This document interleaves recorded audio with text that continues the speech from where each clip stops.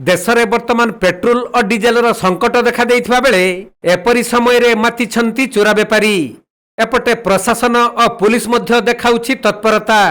गतकाली जगतसिंहपुर जिला नाउगां पुलिस और नाउगां जोगाण अधिकारी सरियाबरपाटଣା और भातपड़ा ग्राम रे मिलित भावे अचानक चढ़ाऊ करी पाखापाखी 850 लिटर ऊर्ध्व चोरा डीजेल जबत करिसंती। आउ एही कारोबार रे संपृक्त दुई अभियुक्त पद्मनाभ आचार्य और रविंद्रनाथ साहू को पुलिस गिरफ्त करिथिबा नै जिला अतिरिक्त एसपी सत्यव्रत दास प्रकाश करिसंती। जी आमे आपण मानको प्रेस मीट डाकिवार उद्देश्य होची नाउगां थाना रे आमे गला काली चढ़ऊ करी दीटी केस सेपरेट रुजु करछु 136 137 नंबर केस जो 850 लिटर डीजेल सीज होईची।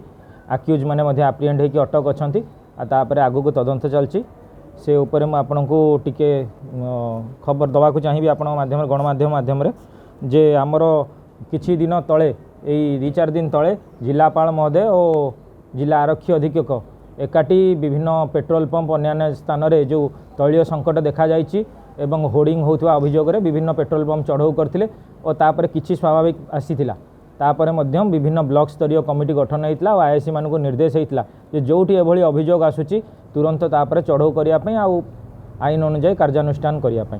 से अनुसार काली किछि तथ्य पाई नाउगां आईएससी तांको टीम रे मार्केटिंग इंस्पेक्टर और एसडीपीओ नेतृत्व रे दीटी जगार चढ़ऊ करथिले।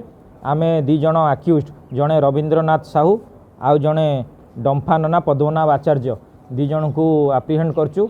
दी जण हजार हजार लिटर पेट्रोल डीजेल आनी ताकू बिकिथिले। ता भितर जनक पाखरे 600 लिटर थिला बाकी 400 लिटर खातार बेपार करछि तार तथ्य रही और पैसा मध्य जबत होईछि। आउ जणे 1000 लिटर 750 लिटर बिकिथिला ता पाखरे 250 लिटर अछि। जणे डेरिकीर पेट्रोल पंप रु आनिथिला आउ जणे जगतसिंहपुर रो जगधात्री पेट्रोल पंप रु 1000 लिटर किनिकी आनिथिला। तो ये दी जण को आमे अटक करछु। आगु को एमान केमिति सिंडिकेट करिकी विभिन्न जगह पेट्रोल आनिकी रखुचंती आ ताकू आगामी ये रे विभिन्न लोकों को 150 टଙ୍କା रु 200 टଙ୍କା भितर बिकुचंती। से लोक आंक संगे आ किए किए संपृक्त अछंती ता ऊपर तदंत करिवो आगो कार्यानुष्ठान हबो। जगतसिंहपुर जिल्ला वैष्णव रावलंक रिपोर्ट कोणार्क लाइव।